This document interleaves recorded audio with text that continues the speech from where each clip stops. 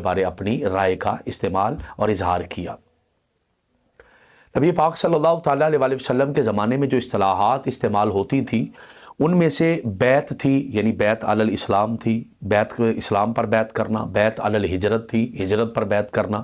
اسی طریقے سے بیعت علی الجہاد تھی، جہاد پر بیعت کرنا، اور بیعت علی ترک المعاصی، گناہوں کو چھوڑ دینے پر بیعت کرنا وغیرہ وغیرہ، اس طریقے کی بیعت ہوتی تھی۔ نبی پاک صلی اللہ تعالیٰ علیہ وسلم صحابہ کرام سے یہ بیعت لیتے تھے، خلفائے راشدین بھی بیعت لیتے رہے۔ لیکن جیسے جیسے زمانہ آگے چلتا گیا وہ خلافت والا نظام ایک منظم سازش کے تحت اور ایک منصوبے کے تحت اس کو ختم کر دیا گیا، قطع نظر اس بات کے کہ ایک ایسا شخص جس کی اپنی ذاتی رائے کوئی نہیں ہے، ایک ایسا شخص کہ جس کو اپنی ذات کی سدھ بدھ نہیں ہے، ایک ایسا شخص جو ہر ٹائم نشے میں لت پت رہتا ہے، ڈوبا ہوا رہتا ہے وہ، اور ایک طرف ایسا پڑھا لکھا